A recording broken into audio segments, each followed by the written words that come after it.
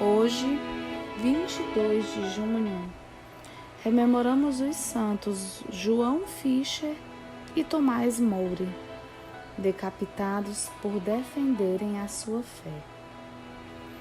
Em 1935, Pio XI canonizou João Fischer e Tomás More no mesmo dia.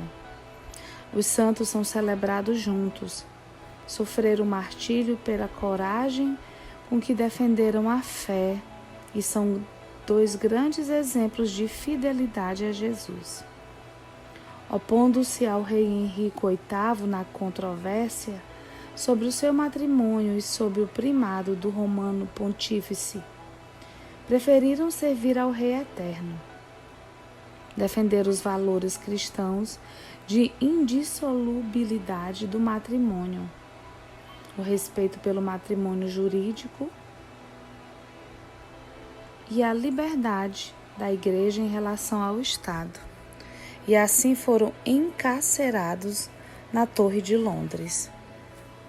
São Tomás More, nascido em Chelsea, na Inglaterra, no ano de 1478, foi santo desde cedo, educado na fé cristã. Sua inteligência brilhante o fez ser notado e ele foi enviado à Universidade de Oxford, onde com 22 anos já era doutor e professor em Direito. Ele pensou em tornar-se religioso. Era um frequentador dos franciscanos e por um período dos cartuchos também. Porém sentiu que não era o seu caminho e trilhou vocação matrimonial, com grande entrega, presença e devoção aos seus.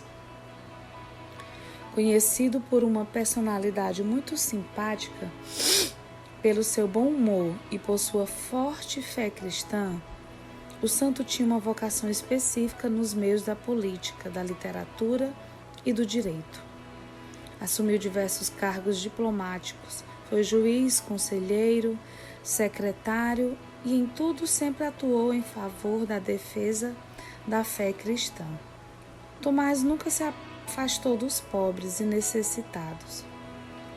São João Fischer, nascido em Berkeley, na cidade de Yorkshire, na Inglaterra, no ano de 1469, ficou órfão de pai ainda pequeno. Aos 14 anos, era um aluno brilhante de inteligência extraordinária. Ingressou na Universidade de Cambridge, onde recebeu o diploma de teologia e foi ordenado sacerdote. Tornou-se confessor e capelão pessoal da condessa Margarida Belfort, futura avó de Henrique VIII. Atuou como vice-chanceler e chanceler em obras de estudos das línguas da Bíblia para aprofundamento das Escrituras. Foi eleito bispo de Rochester com 35 anos. Distribuía esmolas com generosidade e as portas de sua casa estavam sempre abertas para os visitantes, peregrinos e necessitados. Ele levava uma vida tão austera como a de um monge. O bispo Fischer também combateu os erros da reforma protestante. Em 1535, o rei Henrique VIII desejou divorciar-se de sua legítima esposa para casar-se com a cortesã Ana Bolena. O bispo João Fischer foi o primeiro a posicionar-se contra aquele escândalo. O rei Henrique VIII conseguiu que o parlamento inglês o declarasse chefe supremo da Igreja na Inglaterra, em substituição ao Papa da Igreja Católica, com a aprovação de todos os que desejavam conservar seus altos postos no governo. João Fischer declarou no parlamento que quero substituir o Papa de Roma pelo rei da Inglaterra como chefe de nossa religião. É como gritar morra a Igreja Católica. Isso seria um erro absurdo. Ainda estava preso quando foi nomeado cardeal pelo Papa João Paulo III.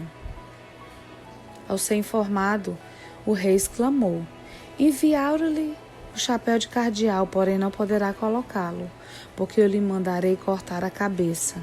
E assim o fez.